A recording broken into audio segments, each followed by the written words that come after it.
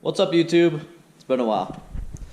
I feel like I say that every start of every episode, but it does take a while. Boy, do we have some fun stuff here. So, last episode, as a little recap, it's kind of buried right now, but we built these, I call them A-arms. Let me just get my shit out of the way.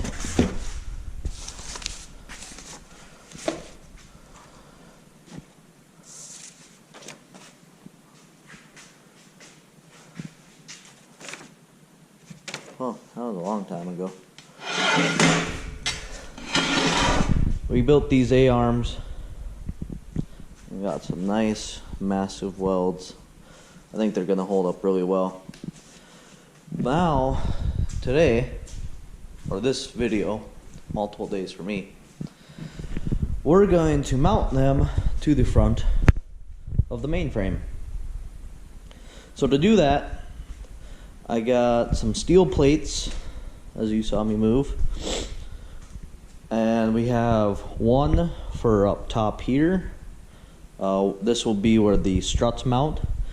I figured I might as well get the plate, at the same time, because same size plate is what I'm gonna do. But then these are where the bushing mounts are gonna be for the A-arms.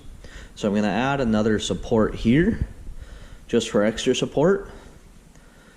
And then we got the other steel plates, which will go flat on here and then weld up.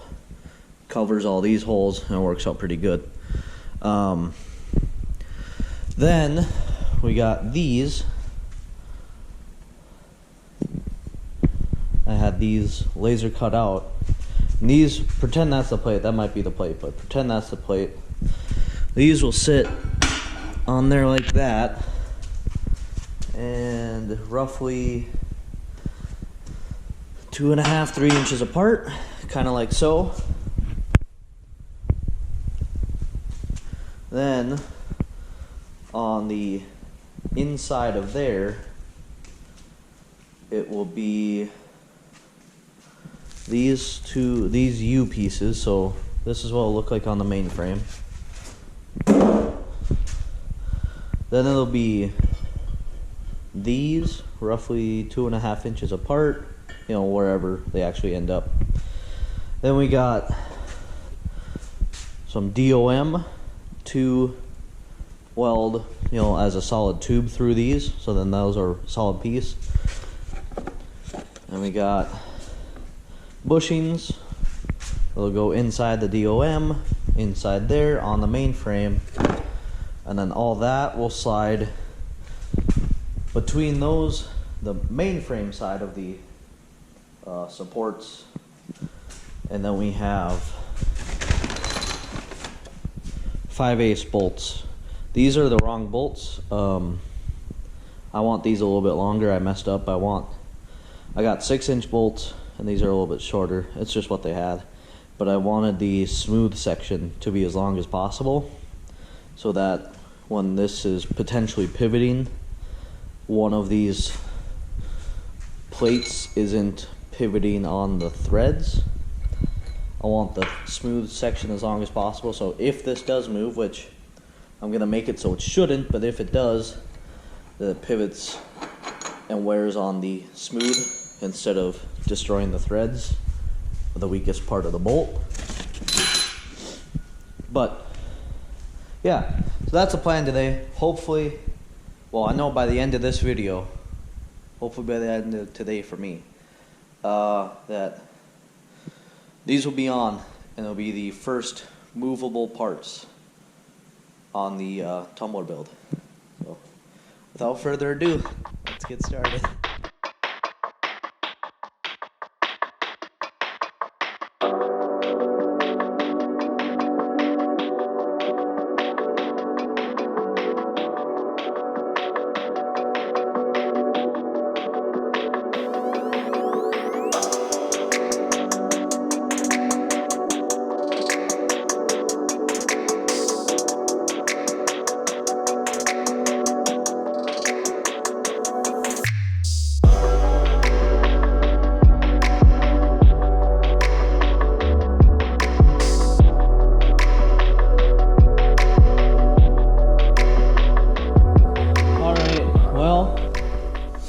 As you guys saw in the time lapse, we got our added support in, and I took the time. I went around with the 7-inch paddle wheel and started cleaning up some of these outside welds. I still have a lot of welds to do, and it's not like I'm even done welding. I still have to do the other cross brace on the back quarters, but it's easy to touch up. That thing makes short work of it. It just makes a mess of the shop every single time I use it. But now we will get the flat steel. I'll probably do the top because that's going to be super easy. Do the flat steel on top, and then we'll do the flat steel on the front, and then it's time for the more precision work of bushings.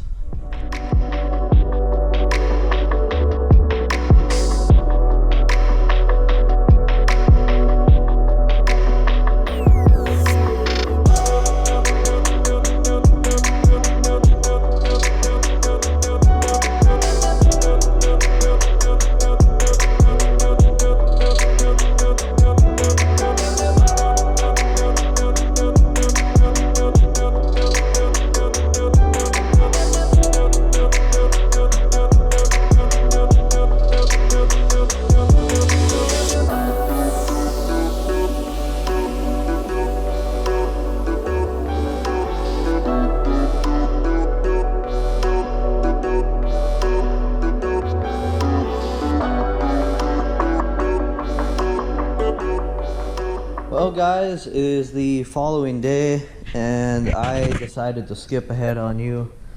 I got these front plates done and I got one side nice and kind of ground down. Yeah, it's got fairly smooth edges, nice and rounded here on the top, but yeah, I just decided to skip ahead on you guys because it's simple plate welding. It wasn't really fun to begin with, right? So now we will start on A-arm side of the mounts. So we got these, which will go in the end of the A-arm. We'll have a tube go through 2 of them. Then we'll have a bushing, and then that bushing has a 5/8 bolt hole in the middle. And then these have a 5/8 hole. We can put the bolt through here on the main frame. So we're going to start with that. And the easiest way I know to make these square is I'm just going to get one of the big pieces of 3-inch set up. Put these on top so that you know they fit. Put the tube in the middle. Call it good. But right now I'm going to cut one to length. I believe it needs to be a little over 2.5 inches, and then we'll see from there. Alright guys, so this is kind of what I have going on here. I just got this, I'm not going to call it scrap because I'm not throwing it away, but leftovers from the A-arms. Leftover piece from the A-arms, and what I did is I'm having gravity hold it down on this face, so I know that they're both flat relative to each other because they're both resting on this face. I've pushed them both against this face so I know that they're within enough precision for me, right? And then I've just eyeballed this DOM here till it's flat on both sides, and then I know I should be able to tack it in a couple accessible spots, relook at it, adjust from need be, and then do some finishing tacks and then do the full welds. I would like, now that I'm looking at it, I would like to add a bigger bevel onto this outside diameter so I can get the weld even further in. I'll try and give that a shot, and then maybe try and bevel this 3/8 bracket a little bit with the die grinder. Yeah, but that's the process. We'll see how that goes.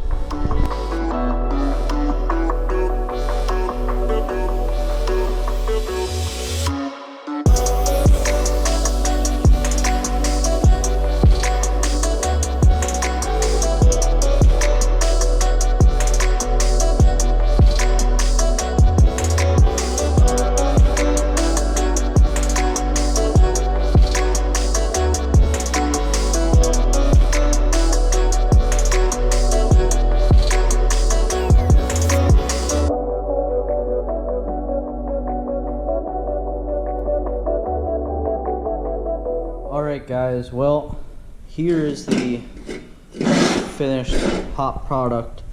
I ended up doing MIG on the inside just because it's easier to reach, and I get better penetration with my welder if I use MIG. But on the ends where I didn't want so much buildup, I just used my little TIG and just kind of capped it off and put a nice end on it. So now I can grind that flush, and it'll come out as looking like one nice piece. This side kind of got a little dip in it. I don't know if you can see that. I don't know if that's from the bandsaw not cutting perfectly square, or if I messed up on my alignment, or after I tacked it all together and started full beading it. But whatever, it should be fine. The bushing should account for that. It's about a 1/4 inch gap between here and then the next plate, so I shouldn't have that much problem. Plus the next plate only comes to about here, so even if this is off by a 1/16 or a 32nd, and this is off by an 1/8, which I don't think it is, it isn't, I measured it, but even if it was, it wouldn't affect it because that tab only comes to like here. I mean, if you gotta think about the A-arm, it does sit in here, so it can't get that close, so it works out. But now it's time to make 3 more identical, and then we can probably put them on the onto the A-arms and get some nice welds on there, and then we'll mock it up with the long pieces, and then I should be able to hold it up to there, get it tweaked and aligned where I want it, get it left and right, up and down, flat and square, tack them into place, double check that it moves and everything, then do some good stitching so that it can't move. Then I'll back the piece away so I can do long solid beads or deep stitch welds. Yeah, 3 more to go.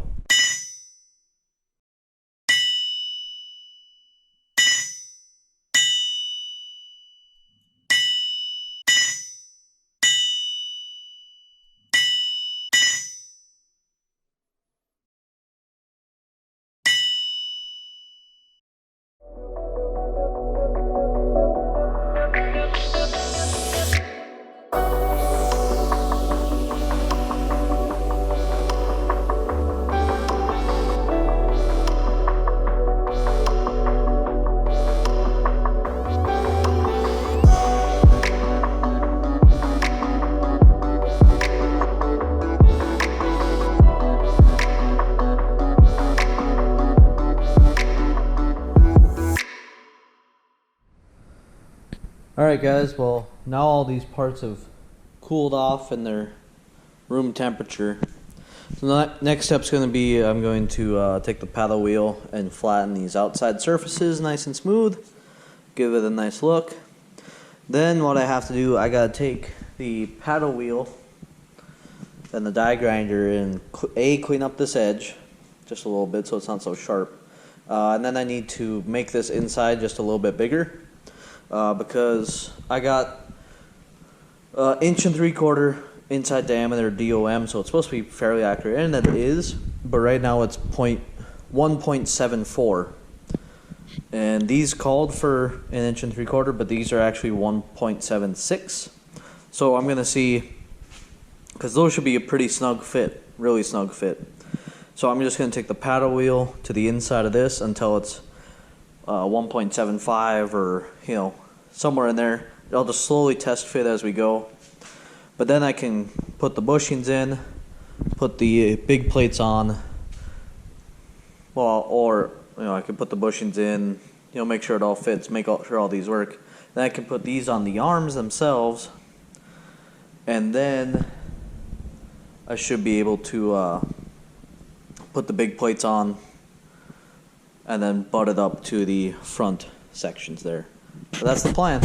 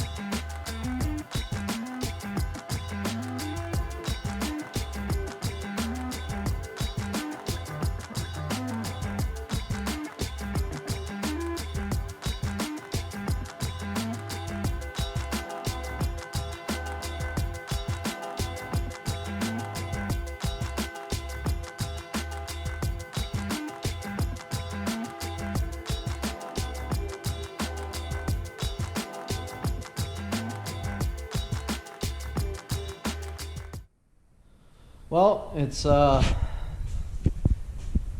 finally done. Well, this section's done. We're not done yet. Finally have the first movable parts on the Batmobile build. They are just, you know, manually actuated, but they are movable nonetheless, and they're actually starting to help build the shape of what this is gonna be. It's kind of starting to come together, but this is just gonna be a blast. Let's get this out here. So it would be looking at that angle. Now, it looks really weird without tires or anything, but heck, the tires will start about there, go to about there, and they're only about that far apart. They're only, yeah, about that nose piece apart. So I guess they're closer to the end, but awesome. I'm happy to finally have some movable parts. Everything else has just been solid welds. But I just want to thank you guys for watching. I know it's just a bunch of time lapses, and I hope you don't mind them, because I don't think I could make such repetitious work entertaining through talking. Eventually, once we get to more detailed pieces that take a while, that aren't, you know, cutting, grinding, welding, grinding, cutting, welding, grinding. You know, once we start putting seats in, or mounting an engine, transmission, or drivetrain, then it's gonna, you know, start getting a little more interesting. But until then, it's gonna be a lot of cutting, welding, grinding. I don't know quite where to go from here. I believe what I'm gonna do is figure out the shocks for the front here. So what, I'll show you the prints, but it's just a stem that comes up from the A-arm. I'm not sure if it's gonna be perpendicular to, you know, say this is flat, perpendicular straight up and down, or parallel with the front firewall, or if it's gonna be out just, you know, a little bit to make some more travel room, because I believe I'm shooting for 6 inches of travel out here, which is bottoming out this car, like frame bottoming out. So obviously it won't get there, but I want to plan for that, which is like 3.5, 4 inches of travel, depending on how high I make that stem and yada yada. But just to get me some more room, and then shocks are expensive. But the plan is, got some teardrop pieces up here, and then there'll be another 3x3 tube, perpendicular or at an angle, but then some more custom 3/8 plate, plasma cut, and then bent and then welded into place, and then that'll be the shock mounts. And then I need to figure out over travel, you know, both ways, so that I don't bottom out the shocks, because I don't want to destroy them, and I don't want to, I'm not taking this off jumps, but I don't want to hyperextend them, destroy them that way, and then all of a sudden my tire is 90 degrees underneath of me, and then I go to land. Again, I'm not jumping this, but it's something you have to plan for. So, but bump stops, I can't imagine they'll be too hard. I might just make something between those two, between the two plates, that reaches over and, you know, will hit up here or something like that. I don't quite know. But Then I'm gonna get it's about $600-700 for the front end kit. So that'll be front axle, spindles, brakes, rotors. It's actually more because I was gonna go with the wheel wood kit, so it's gonna be about $1,000 to $1,100. But then I have wheel woods, which is nice. But then I'll have the axle, you know, and the tube, and then your spindle, and then your steering linkage. I believe it has sway arm linkage, which won't be there. The sway arm is going to be back here somewhere. I don't know if it's going to be external or in, you know, go through the firewall. I haven't decided that yet, but that's not too bad. But then it's got the spindle, the rotor, calipers, and the hub for the wheel. So then all I need is a tire and a rim, and then the front suspension's done, I guess. Then I just need steering, brake lines, and then that's it. You know, if I do some lights up here, you know, electrical wires, that's easy. I mean, that takes, I'm going to say it takes a little time now, but it's probably going to take me forever later. But it's not something I can just pop another hole and then run some wires, do some zip tying. It's all going to be covered by, you know, the shielding anyway. But so I guess the plan is either shocks next or the drive, you know, the spindles and the tubes and everything. I'm going to do some really custom work on that short piece of axle, because I do not want that to twist, you know, because think of it, it's a lever out here and it's going to hit a bump right here. That's going to want to twist everything there. I don't want the weak point to be right here where they meet.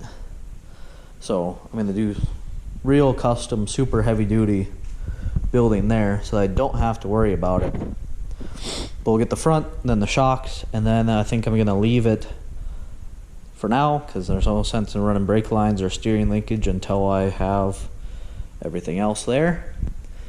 And then I believe the next course of action will be the rear. I can get some of the stuff here, but at the same time I don't want to do a whole lot till I have some tires to go by, and then some rims. The 44-inch super swampers that are on the back here are gonna run me about $750 a piece. I need at least 2 to figure out the custom rims, to get 2 custom rims ordered, and then once I get custom rims, I can figure out my axle length, and then I can get an axle made or done myself, and then I can start the rear suspension. But between $1,500 and just 2 of the tires, I have no idea how much those rims are going to cost me. I can't imagine they're under $1,000, $2,000 a piece, but who knows? Maybe I can just jimmy rig something together. Probably shouldn't do that. Why am I suggesting? But that's going to be a pain. And then, you know, once I have an axle, even if once I have the 4-link done, I still need 3-foot tall shocks from Big Shocks to go up, you know, and then make a little loop up there, and then, you know, supporting structure, but then I need to make sure it doesn't hit the engine. So I'm kind of stuck. I'm gonna finish the front. I might start on the back. Maybe then I'll start on the interior. Maybe I'll do floor pan or something, because I should be able to cover in most of this and then deaden it and then put another layer. Sides I'll probably do in a thin layer, and then I'll have the external decorative pieces. But yeah, I guess that's the plan. I've been rambling on for 10 minutes now, but yeah, it's a lot of work coming up. But once this is done, I mean, I can't imagine I'm ever going to tell myself that it wasn't worth it if I can get it similar to that. It's just going to be a lot of work. Again, thanks for watching, guys. See you in the next one.